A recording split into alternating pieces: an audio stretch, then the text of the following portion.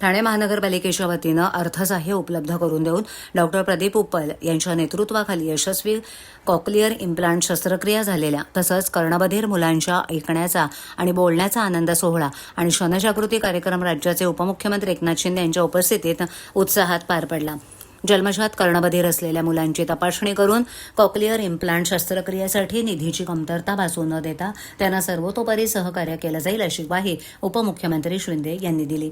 या कार्यक्रमाला महापौर शर्मिला पिंपळकर, उपमहापौर कृष्णा पाटील, सभागृह नेते हनुमंत जगदाळे, विरोधी पक्षनेते अशरफ शानू पठाण, शिवसेना गटनेते पवन कदम, नौपाडा कोपरी प्रभाग समितीच्या अध्यक्ष मिनल संखे, ज्येष्ठ नगरसेवक राम रेपाळे, राजन गिणे, स्थानिक नगरसेवक राजेश मोरे, डॉक्टर राणी शिंदे, वैद्यकीय सहाय्यता निधीचे मंगेश चिवटे, डॉक्टर उमा उप्पल, दिव्यांग कला केंद्राचे किरण नागते, कर्णबधिर शस्त्रक्रिया झालेली मुलं आणि त्यांचे पालक उपस्थित होते.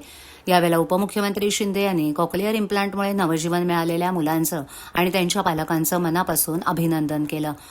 मुलांच्या चेहऱ्यावरील आनंद आणि पालकांच्या डोळ्यातील समाधान हेच या कार्याचं सर्वात मोठं यश असल्याचं त्यांनी सांगितलं. ऑपरेशनसाठी कसलीही निधीची पैशांची कमतरता भासू देणार नाही. ज्या मुलांना उपचारांची गरज आहे त्यांची यादी तयार करा. निधी, सुविधा आणि इतर कोणतीही आवश्यकता असेल तर शासन आणि ठाणे महानगरपालिका तुमच्या पाठीशी खंबीरपणे उभी आहे, असंही त्यांनी नमूद केलं. तसंच कर्णबधिर मुलांवर लहान वयात उपचार झाल्यास 100% परिणामकारक लाभ मिळू शकतो. त्यामुळे अशा मुलांचा वेळेत शोध घेऊन उपचाराची व्याप्ती वाढवणं आवश्यक असल्याचं त्यांनी सांगितलं. यावेळेला डॉक्टर प्रदीप उप्पल यांनी शस्त्रक्रिया केलेल्या मुलांची एक नाटिका सादर केली.